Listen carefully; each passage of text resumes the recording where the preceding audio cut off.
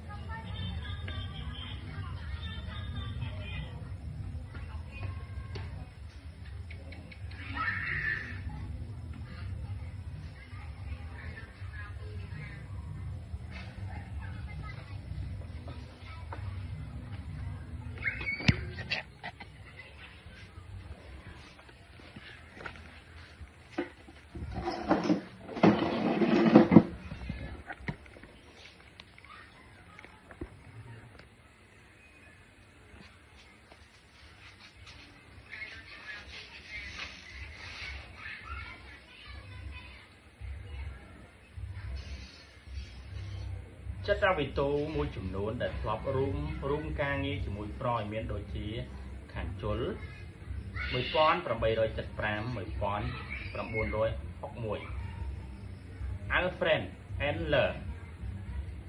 1870 បានបំបែកខ្លួនមកប្រឆាំងនឹងទ្រឹស្ដីរបស់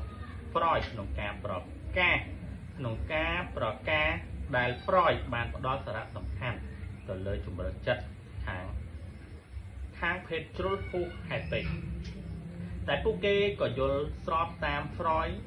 ដល់ក្នុងរឿងផ្សេងៗទៀតដែលដូចជាអារម្មណ៍រួមជាក្រុមដែលជាផលមកពីការវិវត្តរបស់មនុស្សក្នុងឋានៈជាសត្វសង្គមថាជននឹងឆាន់នៃការព្យាយាមធ្វើអ្វីៗឲ្យបានកាន់តែល្អប្រសើរដើម្បីជួសជុលទៅលើភាពខ្វះខាតកាលនៅពីក្មេង Adler ដែលសុទ្ធតែមានឥទ្ធិពលទៅលើពីការប្រព្រឹត្តរបស់មនុស្សទ្រឹស្ដីអាកប្បកិរិយា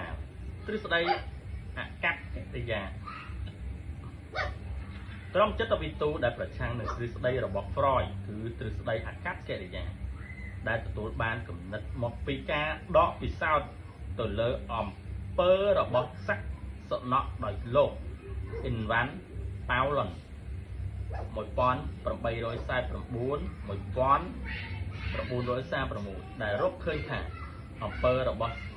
សំណក់គឺជាលទ្ធផលមកពីការជំរុញខាងក្រៅដូចជាការទទួលរង្វាន់ឬដាក់ទោសជាដើមមេដឹកនាំក្នុងក្រុមចិត្តវិទូខាងអាកប្បកិរិយា John Bin Watson 1878-1958ជាមួយនឹងអ្នកផ្សេងទៀតបានពង្រីកគំនិតយ៉ាងនេះចាត់តាំងពីដើមសតវត្សទី20ដែលមានមួយផ្នែកកើតពីការប្រឆាំងជំទាស់ទៅនឹងគំនិតរបស់ Freud ដែលប្រើការត្រេះរិះតែខ្លួនឯងនិងមានលក្ខណៈបែបអត្តនោម័តព្រមទាំងសង្កត់ធ្ងន់ពេកទៅលើអញ្ញាណដែលបង្កប់ទុកមកតាំងពីក្មេងក្រុមអាកប្បកិរិយានិយមបានបង្ហាញថាអំពើរបស់មនុស្សកើតឡើងដោយសារតែប្រតិកម្មឆ្លើយតបចំពោះឥទ្ធិពលជំរុញលក្ខណៈផ្សេងៗដែលមនុស្សទទួលនៅអំពើជាអ្វីដែលគេអាចសង្កេត